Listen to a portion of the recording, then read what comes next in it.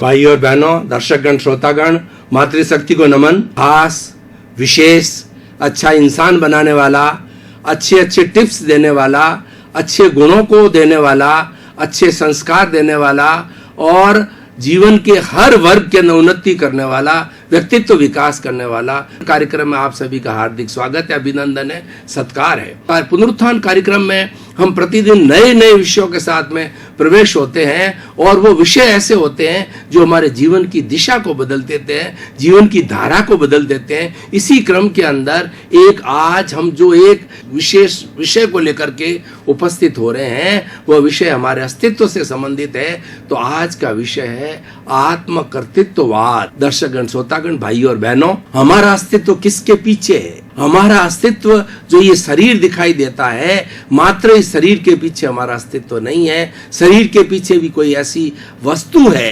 कोई भी ऐसा एलिमेंट है, सब्सटेंस है जिसके पीछे हमारा अस्तित्व है, और वह अस्तित्व है आत्मा, कॉन्शियसनेस।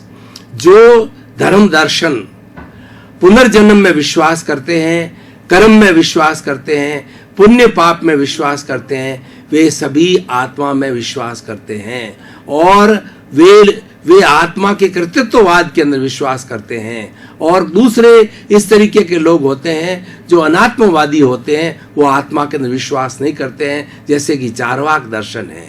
तो ये चार्वाक दर्शन आत्मा में विश्वास नहीं करता है। चार्वाक दर्शन करता है, कहता है कि ईट, ड्रिंक एंड बी मैरी, खाओ पियो और मौज करो, और ये जो शरीर है इसके न तो इसके पीछे कुछ है न कुछ इसके आगे है, और शरीर के साथ साथ में ये चेतना अपने आप ही मर जाती है। और वो कहते हैं कि ये जो चेतना है पैदा कैसे होती है, वो उदाहरण दे करके बताते हैं कि जब शराब बनाई जाती है तो शराब के अंदर बहुत सी चीजें, गुड़ है, जैसे गेहूं है, और भी कुछ पदार्थ मिला करके उसको सड़ाया जाता है। सड़ाने के बाद के अंदर उसके अंदर मादकता पैदा होती है। जैसे कि इन वस्तुओं के मिलाने से मादकता अपने आप पैदा होती है, उसी तरह से ये जो पंचभूतात्मक सृष्टि है, पृथ्वी, जल, अग्नि, वायु, आकाश, और इसी से ये शरीर बना हुआ है, इसके शरीर के निर्माण के साथ साथ के अंदर ये चेतना अपने आप मादकता की तरह पैदा होती है। उनका अपना व्यू है, लेकिन हम आत्मकृतित्ववाद के ऊपर जो बात कर रहे हैं वो आत्मा में आस्था रखने वाले धर्म दर्शनों की बात कर रहे हैं। कई ऐसा मानते हैं कि ये सारी सृष्टि जो है वो ईश्वर चलाता है और ईश्वर की मर्जी के बिना एक पत्ता भी नहीं हिलता है। और वेदांत ये कहता है कि ये अहम ब्रह्मास्मि, मैं ब्रह्म हूं, और ये जो जीव है, शरीर को जीव माना गया है, ये जीव ये ब्रह्म का अंश है।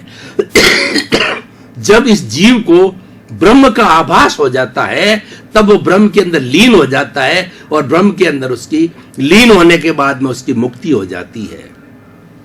आज मैं आपको आत्मकृतित्ववाद की बात बताने जा रहा हूं, वो जैन दर्शन के संदर्भ में है। जैन दर्शन क्या कहता है कि आत्मा विभू नहीं है। कई लोग मानते हैं कि आत्मा सारी सृष्टि के अंदर समाई हुई है, लेकिन जैन दर्शन कहता है कि आत्मा शरीर तक ही सीमित है।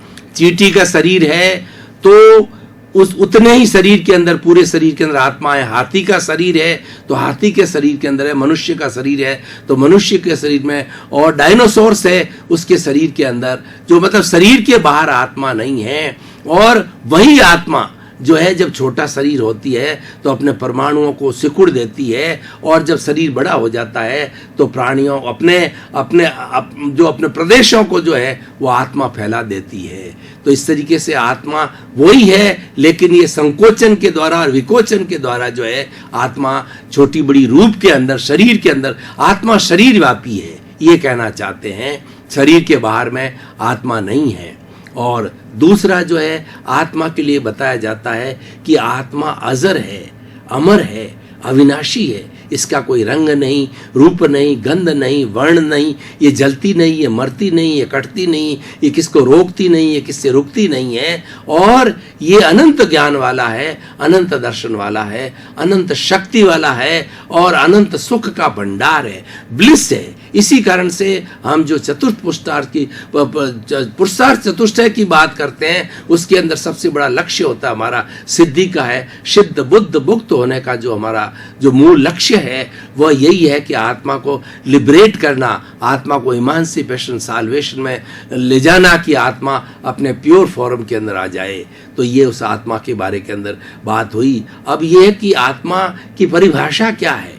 अनंत असंख्य जो है चेतनामय परमाणुओं के पिंड को जो है आत्मा कहते हैं। वो सारे परमाणु जो है वो चेतनामय है और ये असंख्य है, अनंत है। और जब छोटा शरीर होता है तो सिकुड़ जाते हैं, और शरीर बड़ा हो जाता है तो वही प्रदेश जो है पूरे शरीर में फैल जाते हैं और पूरे शरीर को जो है वो शक्ति देते हैं। तो इसीलिए कहा जाता है कि आत्मा अनंत चित्तों वाली है, यानी शरीर के हर अवयव को जो है चेतना देने वाली आत्मा होती है। अब आत्मकृतत्ववाद की हम बात करें कि आत्मा ये शरीर कैसे धारण करती है और क्यों धारण करती है। आत्मा दो तरह की बताई जाती है। एक तो प्योर आत्मा होती है जो कि साल्वेशन में, इमांसिपेशन के अंदर सिद्ध बुद्ध मुक्त होती है, वो अशरीरी होती है।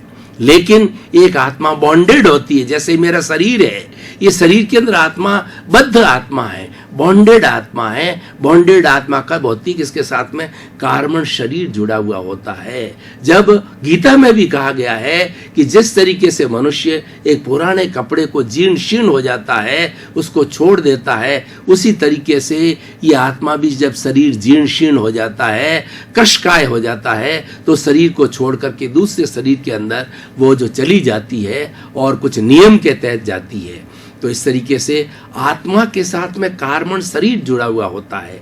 5 जैन दर्शन में 5 तरीके के शरीर बताए जाते हैं। औदारिक शरीर, वैक्रिय शरीर, आहारक शरीर, तेजस शरीर, कार्बन शरीर। तो अब देखिए कि ये जो मेरा जो शरीर दिखाई दे रहा है ये औदारिक शरीर है। हाड़ मांस के पुतले को औदारिक शरीर कहा जाता है। वैक्रिय शरीर होता है वो मोम की तरह होता है। जो नरक के जीव होते हैं, नरकवासी जीव होते हैं, उनके मोम के शरीर, कपूर की तरह शरीर होता है। कपूर कैसे पिघल जाता है, जल जाता है, उसी तरीके से उनका शरीर होता है। और तीसरा होता है कि एक आहारक शरीर। पुराने जमाने में क्या हुआ करता था? टेलीपैथी हुआ करती थी कि अगर मान लो कि, और वो रिद्धि सिद्धि वाले हुआ करते थे साधु। अगर शिष्य 1000 किलोमीटर अपने गुरु से दूर बैठा है तो उनके पास में ऐसी रिद्धि सिद्धि हुआ करती थी। एक हाथ का वो पुतला बना करके और उस पुतले को, जो सूक्ष्म पुतले को जो है वो छोड़ता था और अपने गुरु के पास जाकर के गुरु के दर्शन करके और जो कोई भी शंका समाधान होता था उसका उत्तर ले आता था। वो आहारक शरीर का कहलाता था। और एक शरीर होता है तेजस शरीर कहलाता है। वो ल्यूमिनस बॉडी होता है। हमारे शरीर को जितनी कर्मजा ऊर्जा देता है, जरी शरीर का जो संचालन होता है वो ल्यूमिनस बॉडी के द्वारा होता है, तेजस शरीर के द्वारा होता है। और तेजस शरीर में सारा रूपांतरण होता है। तेजस शरीर के अंदर लेशियाई होती है, तेजस शरीर के अंदर अर्ध चेतन मन होता है। बहुत बड़ी विशाल फैक्ट्री तेजस शरीर की है। इतनी बड़ी फैक्ट्री इस संसार के अंदर कोई भी बड़ी फैक्ट्री नहीं है। जितना मनुष्य का शरीर का भीतरी जगत है उससे बढ़कर के बड़ी फैक्ट्री कोई नहीं। और विश्व की सारी फैक्ट्रियां बनी है ये मनुष्य के शरीर के, मनुष्य के सोच के आधार पर, मनुष्य के दिमाग के आधार पर, मनुष्य के विचारों के आधार पर, इंटेलेक्चुअल के आधार पर सारी फैक्ट्रियां खड़ी हुई है। तो हम बात कर रहे थे तेजस शरीर की। और एक होता है कार्बन शरीर। कार्बन शरीर वेयर हाउस है, ये स्टोर हाउस है। हमारे जन्म जन्मांतर का जितना भी पुण्य पाप का चिट्ठा होता है, हमने जैसे जैसे कर्म किए हैं उन सब का लेखा जोखा कार्बन शरीर के अंदर होता है। और कार्बन शरीर के अंदर ये कर्म कहलाते हैं। और ये कर्म जो होते हैं बहुत सूक्ष्म होते हैं। पूरी सृष्टि के अंदर जो है कर्म परमाणु बिखरे हुए होते हैं। और कर्म परमाणुओं के बारे में कहा जाता है, परमाणु एक तो अष्ट स्पर्शी होते हैं। अष्ट स्पर्शी होते हैं, वो सारे दिखाई देते हैं। जैसे मेरे सामने ये ट्यूबलाइट है, मेरे सामने कैमरा है और ये कमरा है, ये अष्ट स्पर्शी पुद्गल कहलाते हैं। और चतुस्पर्शी पुद्गल ऐसे होते हैं जो अति सूक्ष्म होते हैं, जो कि मन जो है अति अति सूक्ष्म परमाणुओं से बना हुआ होता है, चतुष्पर्शी से, और कार्बन शरीर जो है चतुष्पर्शी पुद्गलों से बना हुआ होता है। और ये चतुष्पर्शी पुद्गल को आज का विज्ञान है मासलेस पार्टिकल कहता है कि इसके अंदर कोई भार नहीं होता है। इसी कारण से हमारा जन्म जन्मांतर का जो चिट्ठा होता है, कार्बन शरीर होता है, आत्मा अपने साथ लेकर के चलती है। और एक आत्मा जब एक शरीर छोड़ करके अपने आयुष्य कर्म के अनुसार जो है दूसरे शरीर के अंदर जाती है, तो वो तीन चीजें साथ लेके जाती है। एक तो आत्मा स्वयं होती है, और दूसरा होता है हमारा कार्बन शरीर, जिस चिट्ठे की, पुण्य पाप के चिट्ठे की मैंने बात करी, और एक तेजस शरीर होता है। तेजस शरीर होता है वो गति देता है, और कार्बन शरीर चिट्ठा होता है, लेखा जोखा होता है, और आत्मा स्वयं होती है जो इनके साथ जाती है, अस्तित्व होता है, बॉन्डेड होती है। ये दो इनके साथ में शरीर जाते हैं, और जब एक गति से दूसरे शरीर में जाती है तो इस आत्मा को हम अंतराल गति कहते हैं, अंतराल गति कहा जाता है। तो भाई और बहनों, जो ये कार्बन शरीर है ना, ये कर्म रज कहलाती है, पौद्गलिक है, और इसका एक एक कर्म का लेखा जोखा है, और इसको जो है 8 कर्मों के अंदर मेन बांटा गया है। ज्ञानावर्णीय, दर्शनावर्णीय, वेदनीय, मोहनीय, आयुष्य, नाम, गोत्र और अंतराय। इसमें 4 तरह के जो कर्म होते हैं वो आत्मा की घात करते हैं, इसीलिए इसको अघाती कर्म कहा जाता है। वो होते हैं ज्ञानावर्णीय कर्म, दर्शनावर्णीय कर्म, और मोहनीय कर्म, और अंतराय कर्म। ज्ञानावर्णीय कर्म होता है ज्ञान के ऊपर आवरण की तरह होता है। इसको हम ऐसे समझ सकते हैं कि आंख के ऊपर पट्टी बन जाती है तो हमको कुछ दिखाई नहीं देता है, इसीलिए ये ज्ञानावर्णीय कर्म आ जाता है तो आंख एक पट्टी हो जाती, ज्ञान के ऊपर कुछ दिखाई नहीं देता है। दर्शनावर्णीय कर्म है वो हमारी श्रद्धा को रोकता है, ईश्वर के प्रति श्रद्धा, आत्मा के प्रति श्रद्धा, अच्छाई के प्रति श्रद्धा उसको रोक लेता है। ये हम इसको उसका उदाहरण दे सकते हैं एक पुजारी की तरह। एक पुजारी भगवान के मंदिर के बाहर बैठा रहता है और उस पर पट लगा होता है। पुजारी की आज्ञा बिना, पुजारी की इजाजत के बिना हम भगवान के पास में जाकर के दर्शन नहीं कर सकते हैं। तो पुजारी के रूप में होता है। दर्शनावर्णीय कर्म जब उदय के अंदर आता है तो व्यक्ति को धर्म के बारे में श्रद्धा नहीं होती है, वो संसार में भटकता रहता है, और हमारी सभी प्रकार की नींद है वो भी दर्शनावर्णीय कर्म के कारण आती है। तीसरा होता है मोहनीय कर्म। मोहनीय कर्म को शराबी का रूप दिया गया है। शराबी जो होता है वो शराब पीने के बाद में उसका होश उड़ जाता है, उसको कुछ पता नहीं रहता है कि मेरी माँ है, मेरी पत्नी है, मेरी बेटी है, और कई बार वो नाली के अंदर पड़ जाता है। वो क्या शुद्ध बुद्ध भूत जाता है। इसलिए मोहनीय कर्म के अधीन होकर के व्यक्ति संसार के अंदर ऐश आराम, मौज मजा, मस्ती करता है, और उसके बाद के अंदर वो किसी भगवान में, किसी आत्मा के अंदर, किसी पुनर्जन्म के अंदर उसका विश्वास नहीं होता है। उसका मात्र विश्वास होता है कि ऐश आराम करना और इंद्रिय सुखों को भोगना होता है। ये मोहनीय कर्म कहता है। ये और एक होता है अंतराय कर्म। अंतराय कर्म का अर्थ होता है कि ऑब्स्टेकल पैदा करना। ये अंतराय 5 तरह के होते हैं: दान, लाभ, भोग, उपभोग और वीर्य।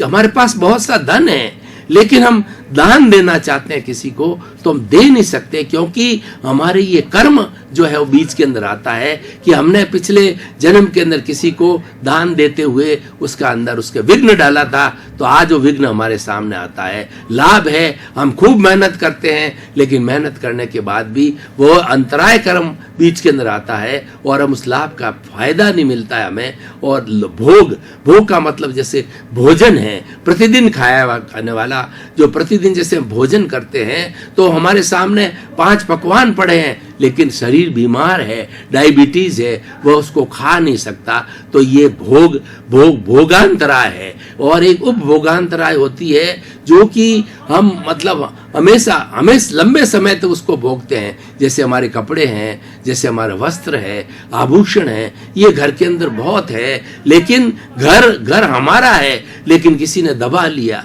क्योंकि ये अंतराय आई हुई है। और एक वीर्य अंतराय होती है कि शरीर में ताकत नहीं होती है, शरीर हिलता डुलता नहीं है और व्यक्ति शिथिल हो जाता है। इस तरीके से ये 4 है हमारे आत्मा की घात करने वाले कर्म है। बॉन्डेड की बात चली गई, कार्बन शरीर की बात चल रही है, आत्मकृतित्ववाद की चल रही है कि आत्मा किस तरीके से कार्य करती है। आत्मा इन कर्मों के वशीभूत है। स्वतंत्र रूप से आत्मा तो अनंत ज्ञान वाला है, लेकिन ये कारागर के अंदर बंदिश है।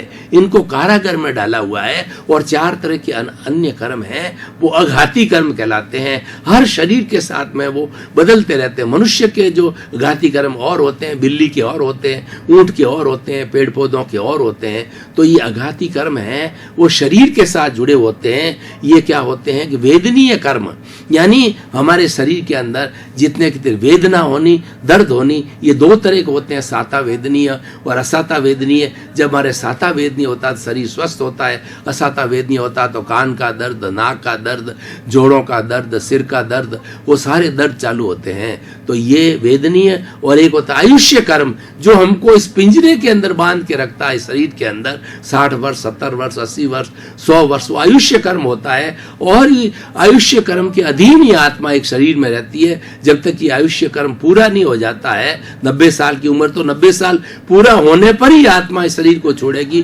पहले नहीं छोड़ सकती है। तो ये आयुष्य कर्म की बात हो गई। तो इस तरीके से। और एक होता है नाम कर्म। नाम कर्म हमारे शरीर की जितनी भी एक्टिविटी होती है, गति है, जाति है, 5 इंद्रियां हैं, 5 स्पर्शन वशन, 5 इंद्रियां हैं। उसके बाद में इंद्रियों के विषय है और वर्ण है, गंध है, रस है, स्पर्श है, सुगंध है, दुर्गंध है। इन सारे चीजों का 103 तरह के होते हैं। और तीर्थंकर गोत्र जो बंधन होता है, जो कि ईश्वर बनने की अवस्था आती है, वो भी शुभ नाम कर्म से। ये शुभ नाम कर्म होता है, अशुभ नाम कर्म होता है।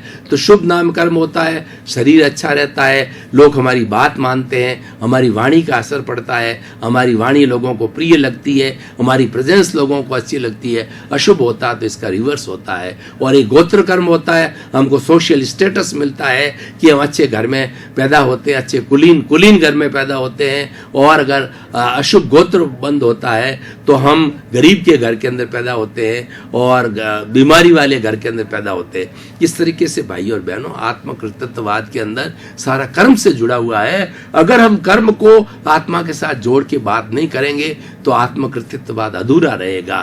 तो इसीलिए ये सारी, जब आत्मा एक शरीर को धारण करती है तो उसके अनुरूप जो है सारा ये कार्य करती है। और आत्मा का अस्तित्व जो है ना, वो हमारे शरीर का अस्तित्व है। और सारा कुछ होता है आत्मा की साक्षी से होता है। आत्मा शरीर के अंदर नहीं हो तो राम नाम सत्य हो जाता है और ये बॉडी डेड हो जाती है।